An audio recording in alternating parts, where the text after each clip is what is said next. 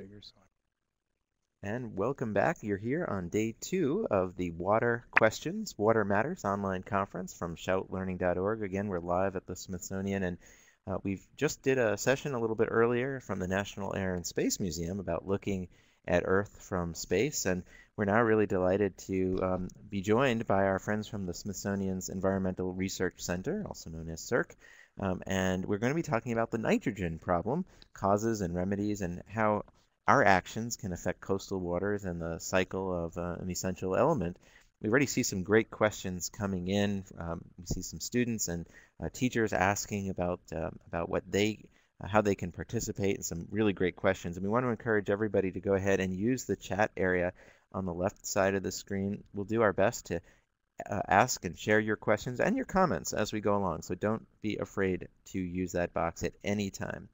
Also wanted to point out that we are captioning today's session. It's closed captioning. It's in real time, and our captioners are doing very well keeping up with us. If for any reason you'd like to turn those captions off, there's a menu on the right side of the screen that you can set to no captions, and you can turn those on and off as you wish. You can follow us on Facebook and Twitter at Shout Learning, so do that and keep up not only during the session if you'd like to share any things you're learning with the world at large, but even after the event. It's a great way to stay connected. So we hope you will. We hope you are. And I'm going to go ahead, and I'd like to mention that not only do we have Thomas Jordan joining us from CERC, we also have with us Josh Falk, who is an educator and spends a lot of time out in the field and working with people like all of us who are eager to learn about what goes on at the Smithsonian Environmental Research Center. So welcome and thanks to both of you, Tom and Josh. Thanks, Jonathan. Thanks. And we're going to go ahead and bring up on your screen here a title, and we'll bring that up. And Tom, it's all yours. Thank you. Okay, thanks a lot, and thanks for inviting me to come and talk about my favorite element, nitrogen. I should have said the session is brought to you by the letter N. Yes, that would be a good thing to add. Yes, okay. So you've probably read the title by now, so I'm going to move right on and say that nitrogen is a main ingredient of living things. That's all living things on this planet. Nitrogen is in all proteins, for example, and it's in a lot of other molecules that make up living things as well. And also, the nitrogen supply often limits the growth of plants and algae. And because plants and algae are at the base of the food chain, limits to their growth can limit the growth and survival of animals, too. It's kind of surprising that nitrogen would be an element that limits the growth of plants, because 78% of the air we breathe is made of nitrogen. But the nitrogen in the air, the nitrogen gas, consists of nitrogen atoms that are linked together in pairs. So there's 2 nitrogen atoms for each nitrogen gas molecule, and they're held together with a really strong triple bond. So it's really hard to break that bond, and most living things can't do that.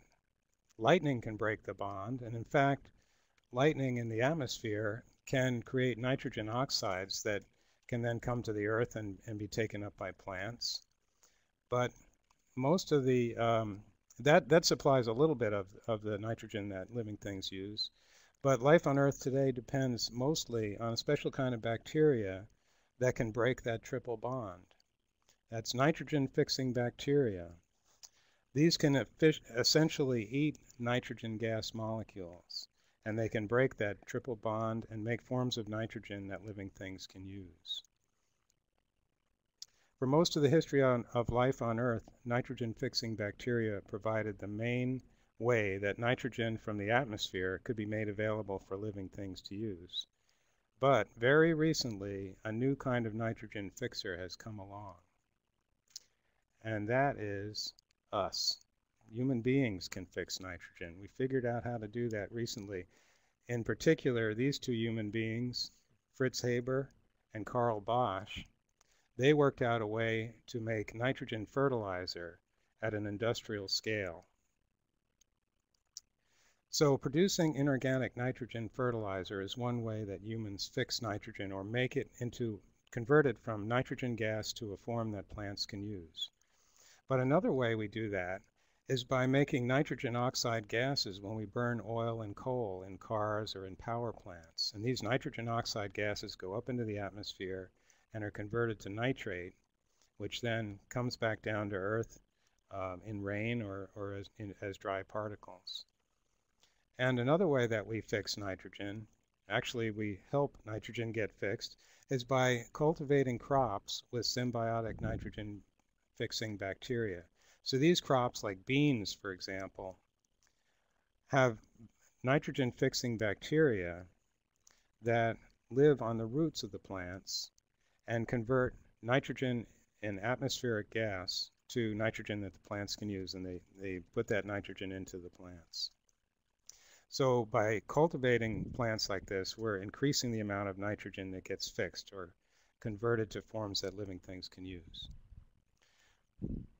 This graph shows a history of how our actions have changed the nitrogen cycle on Earth. Year is plotted along the bottom axis. So right along, oops, wait a minute. Okay, I'm just getting the hang of using this arrow, but along the bottom of the graph we see different years plotted.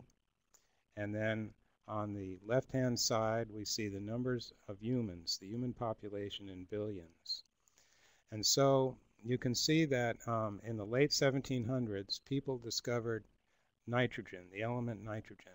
And then in 1850, they discovered that nitrogen is a plant nutrient. And then in the late 1800s, some scientists discovered the phenomenon of biological nitrogen fixation, that process that those bacteria do. And then Haber and Bosch invented their method of converting nitrogen gas to forms that could be used in fertilizer sometime in the early 1900s.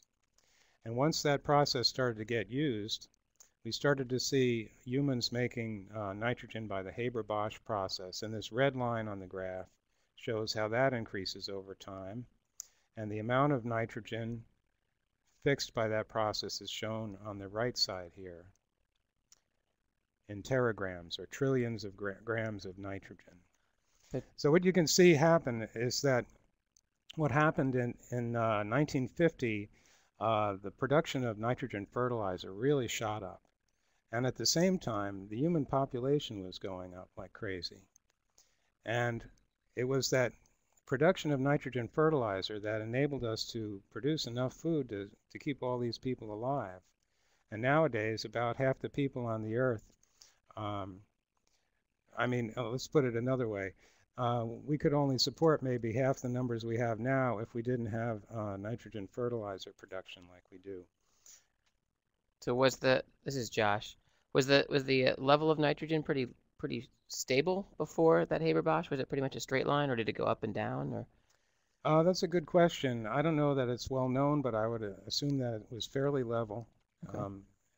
So the amount available to living things really shot up with this Haber-Bosch process, but also with the increasing combustion of fossil fuels, oil and coal and so forth. Both of those things going up.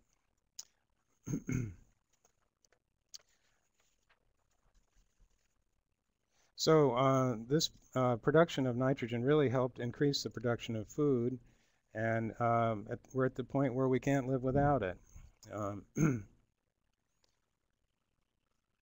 And nitrogen fixation by humans has doubled the amount of nitrogen fixation on the Earth. That's a big change, a sudden change for our planet. This happened just in the past 60 years. We've doubled the availability of a limiting element to living things. So let's take a moment to look at how humans can move nitrogen around and add nitrogen to the land. We can add nitrogen to the land by adding fertilizer, as like we talked about already. Also by cultivating crops that fix nitrogen, the ones that have symbiotic nitrogen-fixing bacteria on their roots. And then there's the production of nitrate from nitrogen oxides that we release into the air when we use our automobiles or our power plants. There's also an exchange of ammonia gas, which can be released from the land surface or deposited back on the land surface.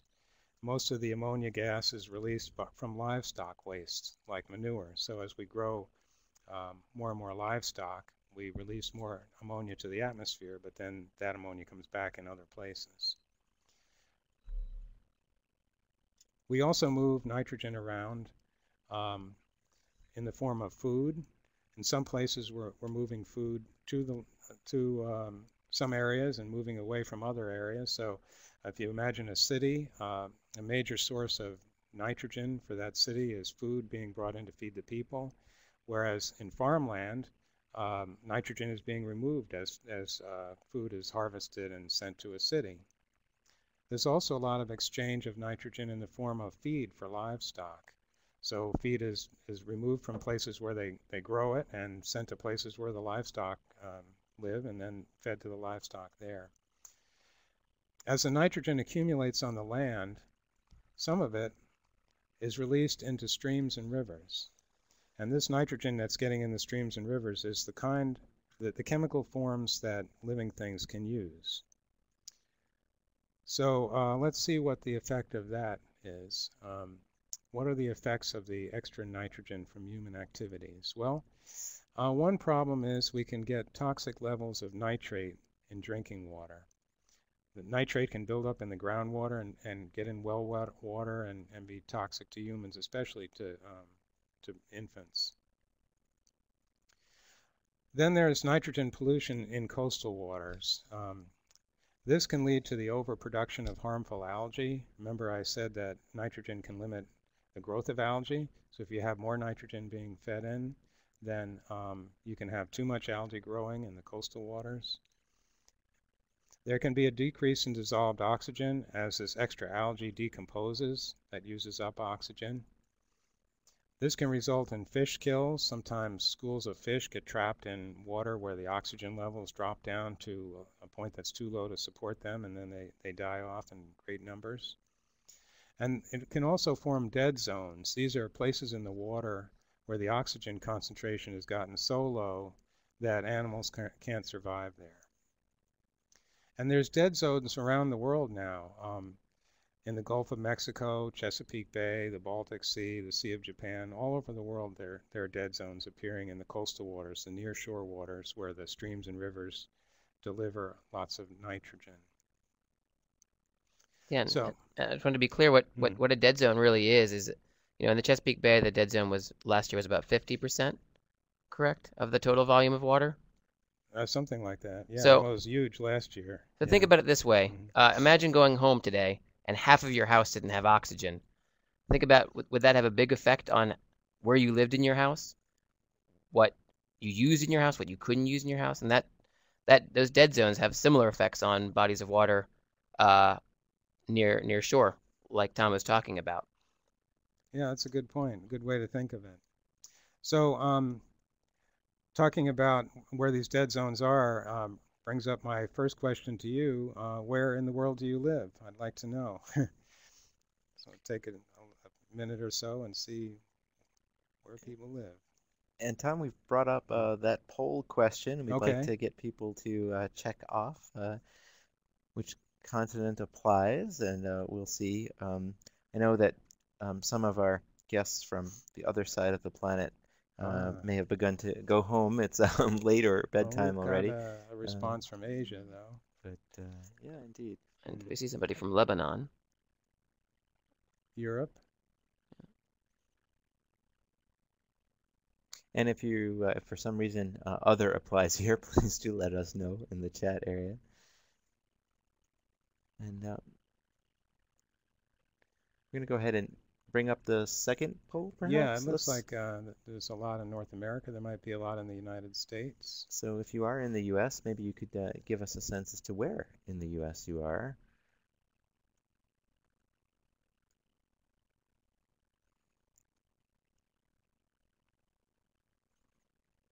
Well, it looks like we have a lot on the East Coast, which is where I'm speaking to you from. And then there's the Midwest, some on the Gulf Coast.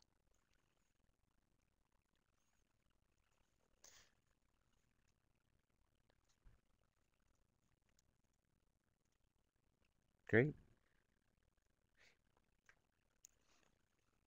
And by the way, I do see a couple of questions that have come in, so we will tackle those momentarily. In fact, I'd like to just put one out there right now, even as the results are coming in. This one is from Pam and her students. Pam wanted to know, is there a way or a place that high school students could get involved in researching the causes and remedies of nitrogen issues in our coastal waterways? Well, that's a good question. I think one of the first things you could do is kind of look around where you are and think about what could be sources of nitrogen to the waterways, the streams, and the rivers around where you are, and how do those streams connect you eventually to the coastal waters, to the ocean. Yeah, there's a term that we like to use called watershed, and that idea of watershed, where the land and water that drain into a certain other body of water, what effect does what goes on in the watershed have on that body of water?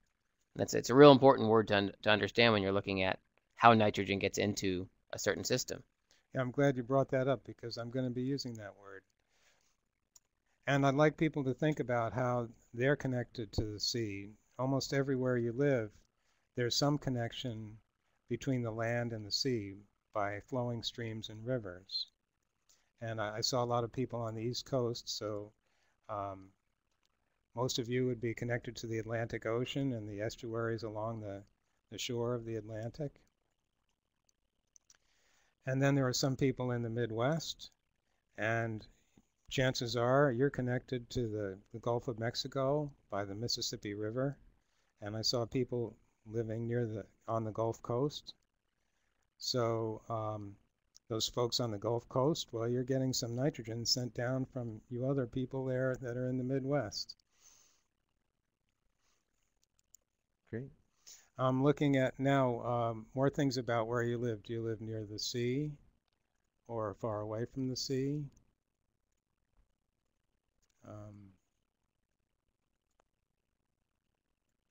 Do you live near farms or in cities?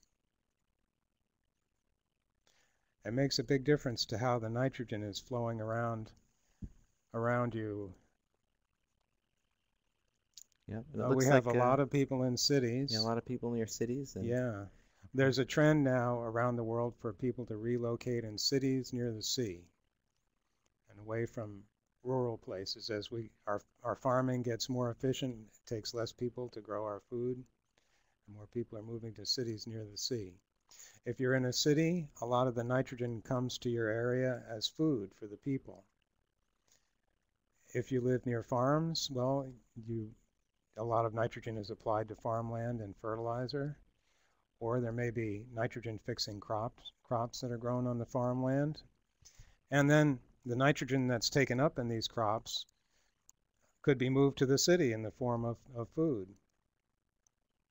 Great. If you live near the sea, you might really care about or worry about the water quality of the coastal waters. You might have seen algal blooms or fish kills. If you live away from the sea, you might not think about that very much, but nitrogen from where you live is probably flowing down streams and rivers and reaching the sea somewhere. And nitrogen seems to have a bigger impact on seawater than it does on fresh water in terms of limiting the growth of algae. So it really tends to cause more problems when it reaches the salty water. I think I'll move on now with my slides. Where I live is near the Chesapeake Bay. And this slide shows Chesapeake Bay near the cities of Baltimore and Washington, D.C., Baltimore, Maryland, and Washington, D.C. And I work at the Smithsonian Environmental Research Center, abbreviated SERC, and you can see that on the map. A lot of the fresh water that enters the Chesapeake Bay comes through the Susquehanna River, shown near the top of this aerial or satellite photograph.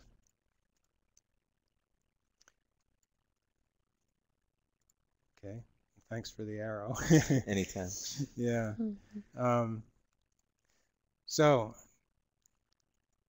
Chesapeake Bay is the largest estuary in the United States. And an estuary is a place where freshwater and saltwater mix. So this is the kind of place where you'd expect to see the nitrogen problem show up. And in fact, it does. We have a dead zone, as you heard a minute ago from Josh in Chesapeake Bay. The bay is fairly shallow. It has shorelines in Maryland and Virginia. And nitrogen loads increased in the 1960s, causing algal blooms. This is the growth of algae, massive growth of algae. Oxygen decreases in the water, and leading to an expansion of the dead zone that we have now. This is the Chesapeake Bay Watershed. You can see how much bigger it is than the bay itself. Let me get an arrow. Okay. So here's Chesapeake Bay that we were looking at a minute ago. Here's the Susquehanna River. The watershed of the bay is outlined in yellow, and that's the area of land that drains into the bay. So all the water that lands in the watershed tends to drain towards the bay. And you can see the different land uses in the Chesapeake watershed. The dark green shows forest, and the light green is grassland that's mainly for agriculture, such as pasture land or hay fields. And then this orange, sort of orangey color, is cropland. We have a lot of corn being grown here on the eastern shore of the bay and up here. And then these black areas are developed land, places where there's towns and cities. So the Bay watershed's really big. It spans six states and Washington, D.C. 58% of the land is forested, and 22% is agricultural, and 9% is developed land. So one thing too that's really interesting about the Chesapeake Bay is when we're talking about what happens on the land affecting the water, the Chesapeake Bay has the largest land to water ratio of any other body of water in the world. So because it's shallow and it's got a big watershed, that means a lot of land impacts a relatively small volume of water. And so what Tom's talking about sometimes seems like it's almost magnified or can be magnified in the bay because of our specific circumstances. Yeah, that's a good point.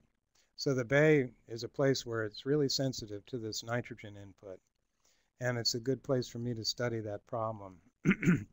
So at CERC, we've been studying smaller watersheds that are inside of the Chesapeake watershed, and our study watersheds are located in these dark areas on the map. So you see these black or gray splotches are areas in which we have measured the discharges of nitrogen from smaller watersheds that are inside of the Chesapeake Bay watershed. And you can also see that the Chesapeake Bay watershed includes land from different physiographic provinces. There's the coastal plain, the Piedmont, the Blue Ridge, Great Valley, Appalachian Mountain, and Appalachian Plateau provinces. And these are areas of land that have different degrees of hilliness or different kinds of soil or rocks. Altogether, we've studied nitrogen discharge from 500 study watersheds located in 17 clusters in 6 physiographic provinces. And for 80 of those watersheds, we monitored the release of nutrients, and nitrogen in particular, continuously using automated samplers. Here's a close-up of one of the areas where we studied the watershed discharges. Here's Baltimore. Oh, wait a minute, I got to get the other arrow in here. Okay.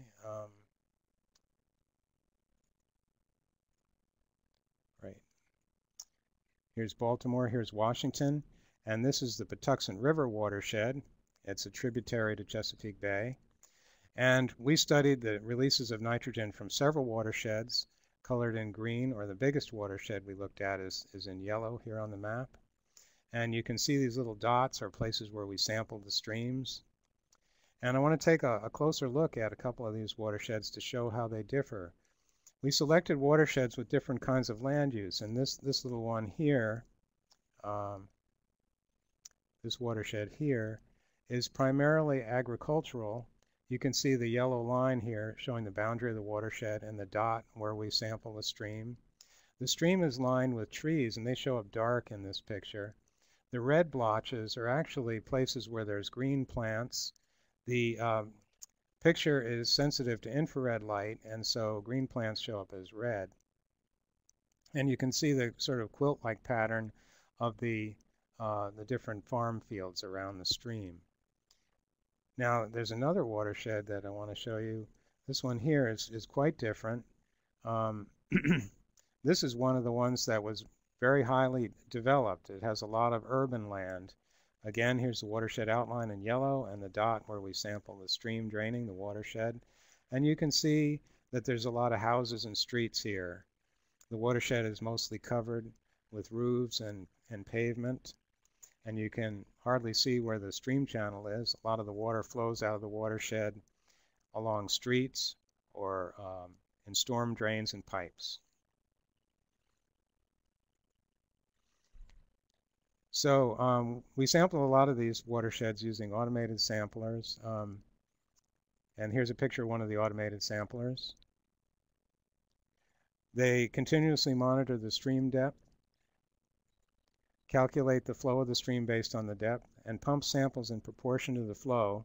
And the samples accumulate over a week. And they represent a composite of the water that sampled, the water that flowed past the sampling station. The nice thing about automated samplers is that they're able to capture these high flow events, such as shown here with one of the samplers we have right at Cirque. This is during a period of low rainfall, and you can see the low water flow over this V-notch weir. And then during a big storm, a huge amount of water came by.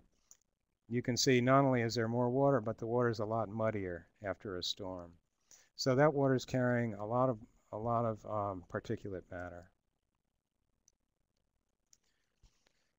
So I guess I already asked some of this. Do you live near the sea or near farms or in a city? And we're going to talk about how urban land and farms might be different. And I see most of you live near a city, but there are some that live near farms. And so we're going to compare the two kinds of land use. First, I want to look at the effects of cropland and physiographic province. So not only how much crop, but where it's located. Now this graph it shows the nitrate concentration. The label is missing from the left-hand side, but it's the concentration of nitrate, which is one of the main forms of nitrogen, concentration in milligrams per liter, plotted against the percentage of cropland. So down here we have, wait a minute. Okay, down here we have the percentage of cropland from 0 going up to about 80% of the watershed being cropland, and then the milligrams per liter nitrate concentration. And each one of these dots is for a different watershed that we studied, and it's the annual average concentration. And you can see that as the percentage of cropland goes up, the nitrate concentration goes up. And nitrate is the main form of nitrogen in these streams. So there's more nitrogen being released as the amount of cropland goes up. But it makes a big difference which physiographic province you're in. So in some of the Piedmont provinces, like the blue line and the red line show the upland Piedmont and the lowland Piedmont. And excuse me, you can see that you get a lot more nitrogen from the Piedmont than from the coastal plain, which is shown by this black line. And Tom, we have a question that's come in Okay. from Ben in Nashville. When you're doing these measurements and taking these samples, Ben is curious, what nitrogen compounds or ions are you actually sampling in the streams? That's a good question.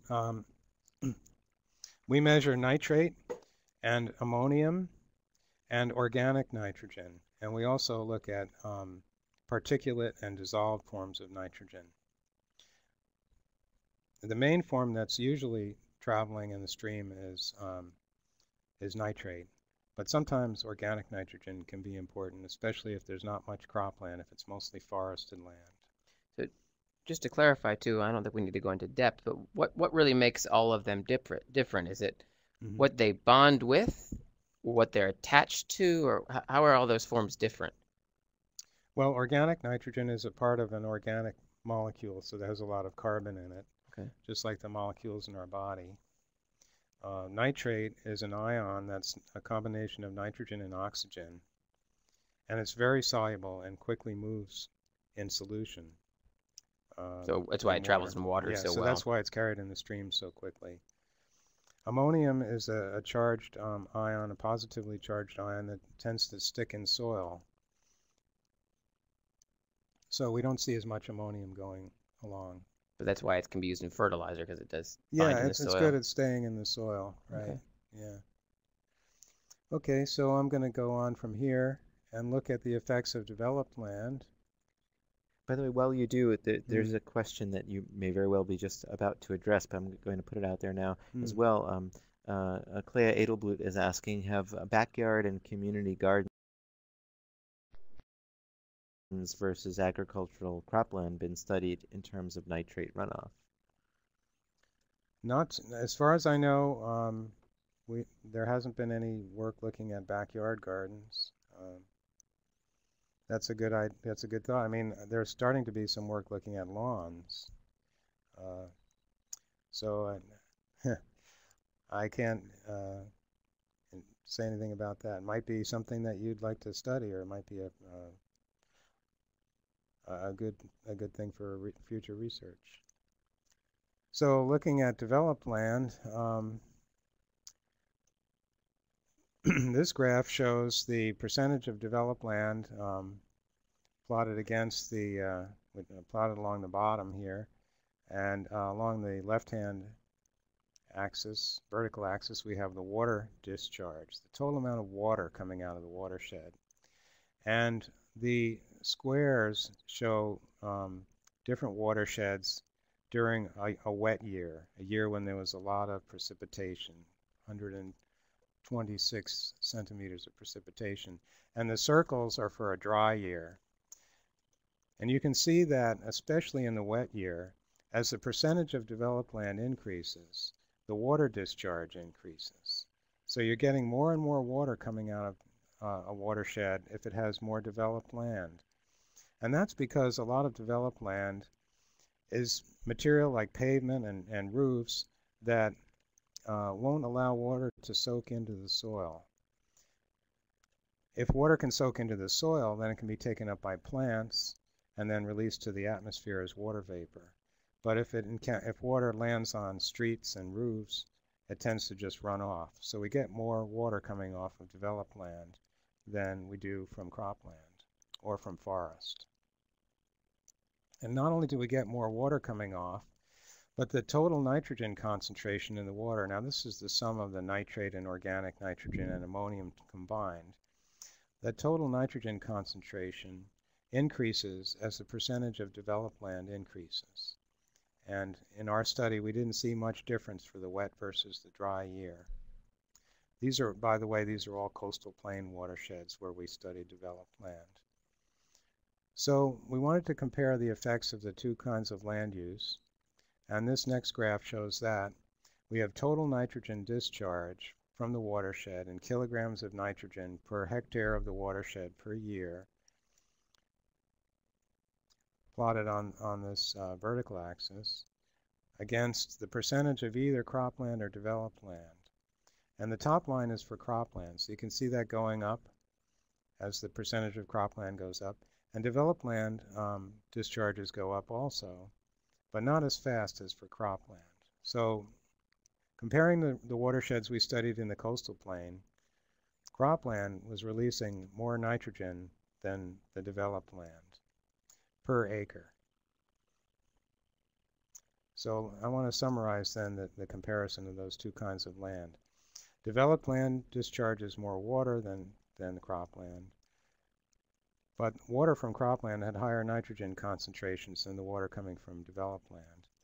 And as a result, the cropland discharged more nitrogen if you compare an acre of cropland to an acre of developed land.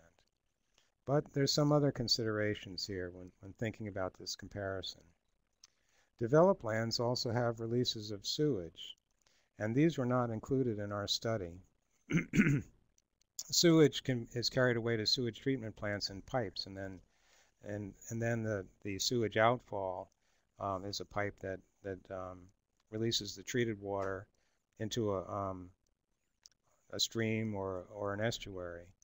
And the study watersheds we looked at didn't have any sewage outfalls in them.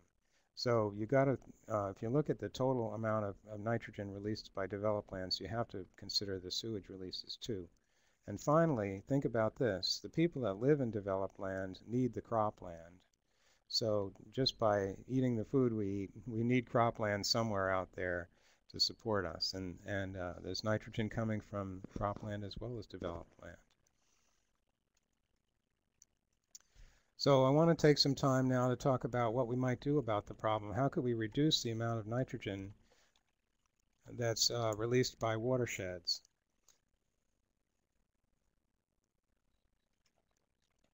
Riparian buffers might be one way to take care of the problem.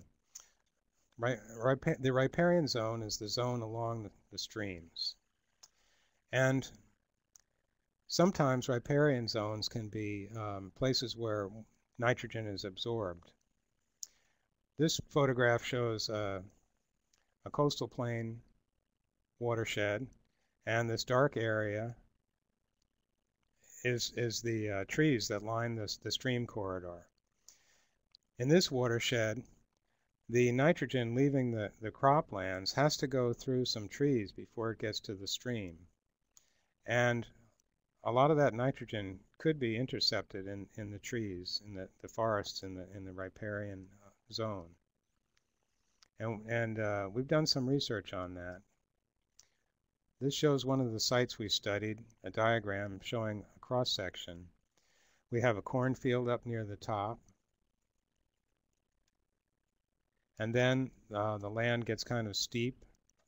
And down here at the bottom, it's in the floodplain, it's kind of wet. So in this coastal plain environment, the land near the stream is either too steep or too wet for farming. So the croplands tend to stay up at the top of the hill where it's kind of flat and dry.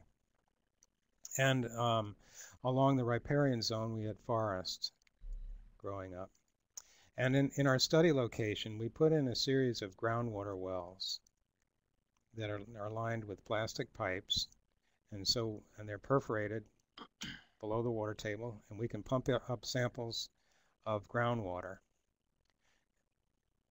In this watershed, there's nitrogen coming in. The nitrogen that's not taken up by the crop can seep down through the soil and get into the groundwater. And then once in the groundwater, it tends to flow sideways to the stream because of this underlying layer of clay that prevents it from going deeper. So it's forced to go through the riparian forest on its way to the stream. On the way there, some of the nitrogen can be taken up. It could be taken up into the soil and become soil nitrogen, or it can be incorporated by the trees, for example, and become plant nitrogen, or it can get converted back to nitrogen gas or nitrous oxide gas by certain bacteria that kind of do the opposite of what those nitrogen fixing bacteria do. They actually convert nitrogen back to nitrogen gas, N2 gas, and nitrous oxide. Converting it back to N2 gas gets rid of it, so it's not a problem anymore for the waters downstream. But nitrous oxide gas can be a problem because it's a pollutant in the atmosphere that increases global warming, just like carbon dioxide, and it also catalyzes the destruction of ozone in the stratosphere. By the way, there was a question that came in a few moments ago. Yeah. Are the nitrate levels different if the cropland is fertilized with inorganic, man-made versus organic fertilizer? It's not so much how much or what form of nitrogen you put on, whether it's inorganic or organic. It's how much you put on. with compared to how much the crop can take up. Okay. Thanks, Tom. Okay, so this shows the transected wells through the forest, and samples are being pumped out of the wells here in this picture. And when we looked at the nitrate concentration plotted against distance in the distance from the cornfield through the forest, you can see that as you go further into the forest, the nitrate concentration is going down. And when you get down quite a ways away from the crop field, it's very low compared to what it is at the edge. Here at the edge of the field, it's a little over 8 milligrams per liter, and it drops down to less than 1 before it reaches the stream. So this riparian buffer, this riparian forest, seems to be really good at absorbing nitrogen. Now remember before we saw that the Piedmont watershed seemed to release a lot more nitrogen than the coastal plain watersheds. One of the reasons for that might be that a lot of the Piedmont watersheds we studied had very little riparian vegetation. And you can see in this picture there's forests in the watershed. I'm trying to get the arrow here. Okay. Here's the forest on top of the hill. It's not in the right position to intercept nitrogen moving to the stream. Along the stream we have this little bit of vegetation, which is not very much and maybe not effective or as effective at trapping the nitrogen as we see in the coastal plain. Also, we see in the Piedmont some riparian zones that are used for pasture, and this obviously is not a good way to stop nitrogen from getting into the stream. There's a nitrogen producer right there. Yeah, that's right. You've got some, four-legged nitrogen releasers there. So another way that we might be able to stop nitrogen from getting away from croplands is by restoring wetlands. And this shows a wetland that was restored on the eastern shore of Chesapeake Bay. So that the farmer built a little dam down here at the bottom end of a fairly wet spot in his field, and it backed up the water and made a little wetland. The surrounding water out here is Chesapeake Bay, and there's a drain in the wetland. When the water gets high enough, it goes over a standpipe and goes out into the bay. The way that this place works is that there's very low permeability in the soil, so most of the nitrogen comes in through this creek right here, enters the wetland, and then it goes out through the drain. And we set up an automated sampler to measure the nitrogen flow into and out of the wetland. Here's our automated sampler. This is the wetland during the time of the year when there's a lot of vegetation coming up. And what we found was the nitrogen was about 40% of the nitrogen was being taken up by the wetland during a normal year. But then interestingly, we found that during a wet year, it wasn't very effective at all at taking up nitrogen. So when conditions are right, a restored wetland can be a good way to stop nitrogen from getting into Chesapeake Bay. So I just want to wrap up real quick by talking about some of my current research. We're searching for the missing nitrogen, and what that means is, well, it turns out that watersheds often discharge only about 10 to 30% of the nitrogen added by humans. And so we're trying to figure out what happens to the rest of the nitrogen. This nitrogen that's getting away in the streams is causing a lot of trouble, but that's only 10 to 30% of the extra nitrogen that people are adding. So what's going to happen to that other nitrogen? Is it stored in the watershed? It could be taken up in soil or in trees, like we said before with the riparian buffer. Or is it converted back to nitrogen gas? It makes a big difference, because if it's stored in the watershed, there may come a point where the watershed can't hold any more nitrogen, and it'll just leak right on through. Or the stored nitrogen might be released later and cause problems later on. But if it's converted to nitrogen gas, then it's pretty much out of circulation and not a problem anymore. So we've been looking at this, at the nitrogen flow in a watershed that has a lot of farm fields on it. You can see that this is our study site. A lot of cornfields up here, and then there's a small stream that flows in a drainage ditch. And the way we see nitrogen moving through here is shown on in this illustration.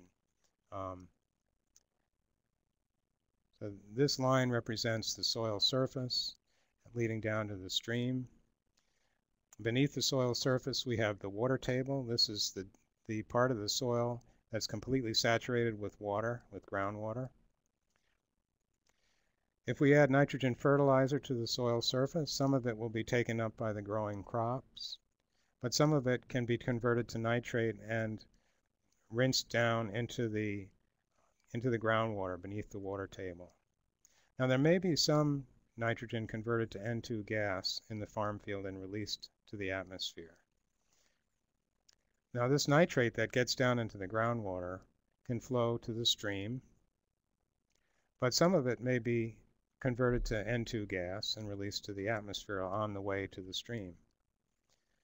Some of it that's converted to N2 gas, the N2 gas may stay in the groundwater and reach the stream as N2 gas, and then be released to the atmosphere. So the part that flows through the stream is what we have been studying. We need to study the other parts too, but we've started by looking at what flows through the stream.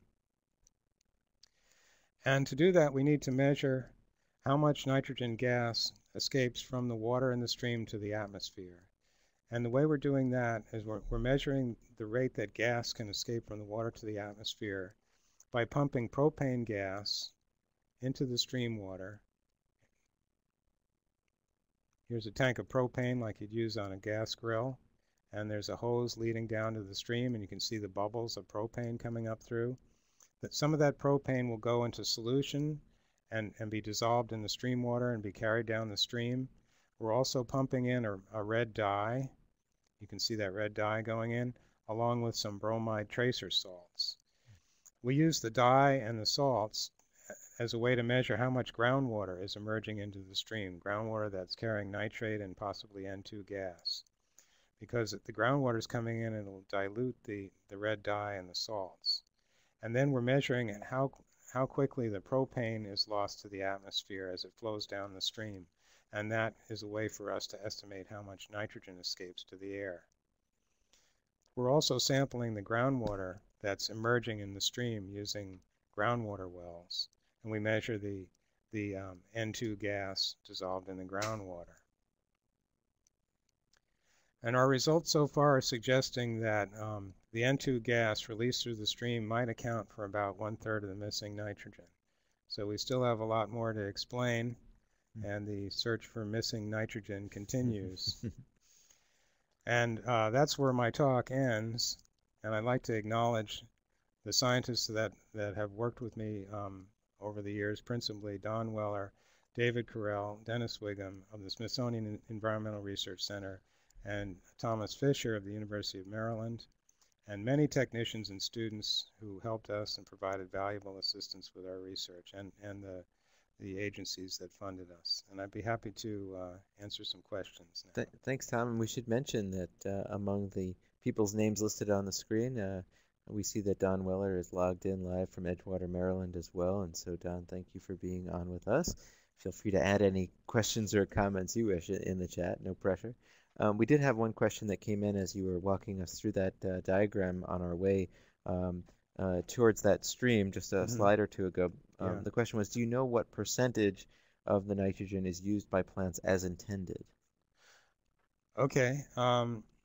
It turns out that the plants are able to take up about 60% of the nitrogen that's put in as fertilizer. Normally, if there's a drought or something, then the plants don't grow as well, and you'll have more nitrogen left over. But in a normal year, they take up about 60%. And when we calculate how much nitrogen humans have added to a watershed, we take that into consideration. We think about the nitrogen that we take out of the land in terms of harvesting the crop and carrying it away, as well as the nitrogen that we put on as fertilizer. And we look at at the difference as being the extra nitrogen that's left behind, and we compare that to what comes out in the streams. Great. And Clea said, good question, Ben. Could we just apply less fertilizer? Was a comment and exchange going on here. Gene Carpenter says, if there is excess nitrogen in the water, how does this impact infants and young children? It depends on the form of the nitrogen. If it's in as N2 gas, it's not a problem. If it's nitrate, that could be a problem. Nitrate can be toxic to young children. It interferes with oxygen transportation in their bloodstream.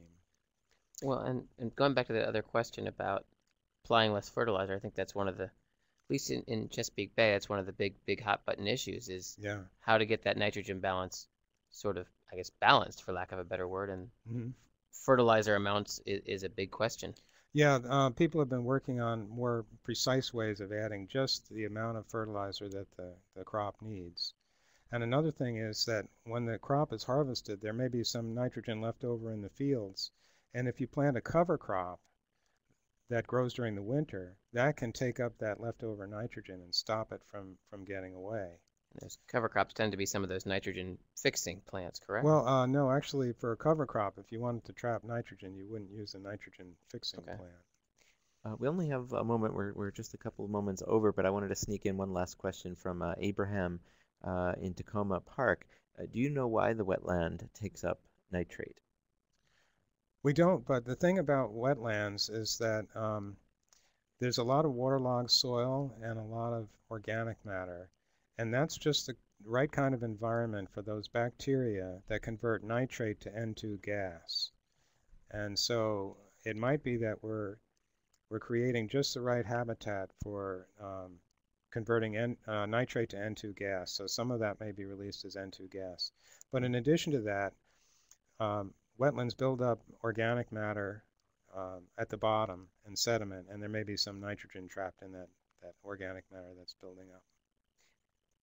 Tom Jordan, Senior Scientist at the Smithsonian Environmental Research Center, and Josh Falk, Education Specialist. Thank you both for being here with us today and for a session brought to you by the letter N and also by the Smithsonian, Microsoft Partners in Learning, and Taking It Global. We hope you'll stay with us in about 4.5 minutes. We'll be back with our last session for today, and we're going to turn our attention to how design can solve problems that individuals and communities face around the world in sustainable ways. And always a treat to have Cynthia Smith and Carolyn Payson joining us from the Cooper Hewitt. So they'll be here in just a few seconds, so we hope you will be too. Thanks again, everyone.